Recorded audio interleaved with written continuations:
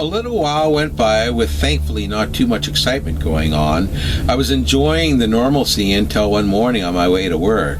I had to be to work in Hillsburg normally by 6 a.m., so I woke at 3:30 in order to have time for showering, coffee, and eating breakfast.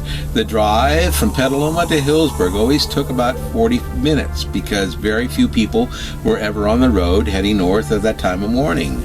I left my house at 4:55 a.m., which gave me 5 minutes to walk to the car, then start and warm it.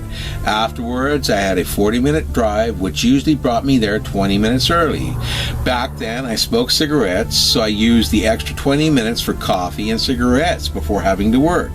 I wore a wristwatch, which was synchronized to the microwave and bedroom clock right before I left, and they were all within a few seconds of one another. I did this every day religiously to make sure my watch was the same time as my house clocks. I walked out the door at 4:55 a.m., stepped off the front porch and into the yard, then headed toward the gate leading to the field. Remember, this is the same field I'd been abducted from before, so I was already uneasy while walking the path in the dark. The walk to the parking lot required a short hike through the field, and it was always pitch black on the way.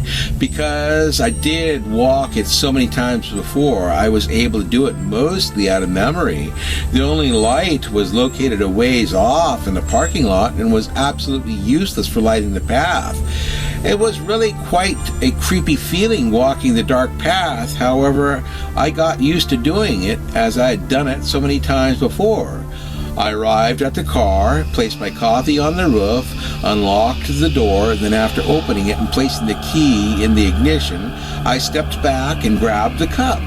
Glancing up into the sky, I spotted an enormous black craft in the shape of a triangle moving west towards me. It was very low to the ground, about 200 to 300 feet in the sky, and moved like nothing I'd ever seen before.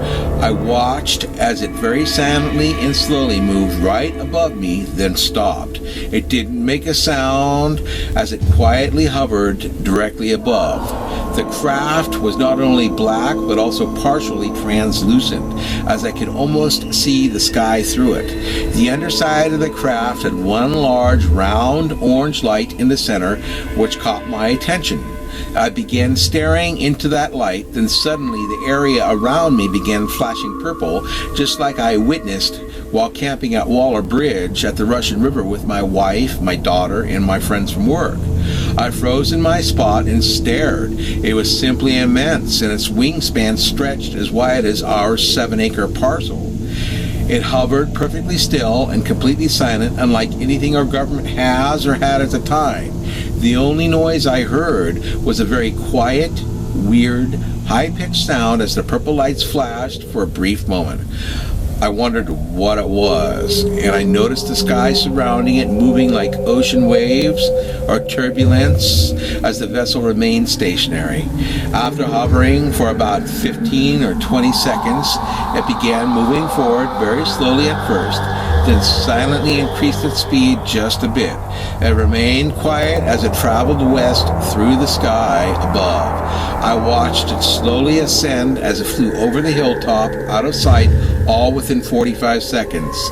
Being totally mystified, I hopped into my car, started the engine, and warmed it for about 2 minutes. Whatever it was had placed me into some sort of trance, causing me to stare directly ahead while I pondered what I just witnessed. I drove the back roads, heading my way toward the freeway, all the while thinking of that craft, then up to work. According to my watch, I arrived at work at my normal time, but didn't see anybody sitting in their cars chatting like I normally did. I glanced at my watch. I was 20 minutes early as usual, still very bewildered by what I saw. I headed into the shop to pour a cup of coffee so I could relax before starting work. I was at the coffee maker looking around when I noticed everybody already working. I thought, well, maybe some of them came in early as they often did for extra hours. I proceeded to fill my cup, then headed outside for a smoke. As I approached the door, my boss Alex spotted me, then yelled, "Hey Mike, where are you going?" Wondering why he was asking, as I still had a good 15 minutes before my shift started, I replied, outside to have coffee and a smoke. Shaking his head while pointing to his watch, he said, "You're late.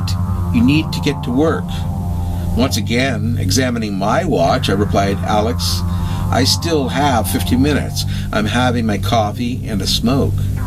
Looking at me, shaking his head from side to side while laughing, he said, "Mike, you're an idiot. You're almost 20 minutes late. Get to work now." Knowing I wasn't late, I said, "Alex, stop mixing with me. I'm not late. I have 15 minutes. Stretching out my arm, displaying my watch, I said, "Here, check it out for yourself." He said, "Nice try, but your watch is wrong.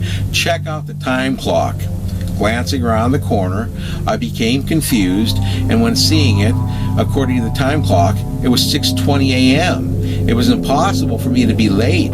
I'm never late for work.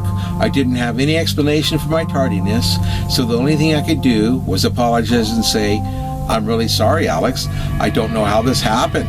My watch must be broken. I swear I woke up at the same time, left my house at the same time, and I'm early every day, as you know it." "It's cool," he said. "Don't worry about it. Just get to work. This stuff happens to us all, right?" I said, "Yeah." So I put down my coffee, then headed to my station, totally confused as to where the 35 minutes went. When I arrived back home at the end of the day, I once again checked my watch against the microwave and bedroom clock, only to find out that it lost 35 minutes. I did verify the time was correct on that watch right before leaving the house in the morning, and how it lost the 35 minutes, I seriously don't know. I reset it, and it kept perfect time from then on. I realize now that I had experienced missing time, and it's very possible I was taken aboard that craft, but the confused state it left me in, I was totally floored by it all, and it just left me astonished.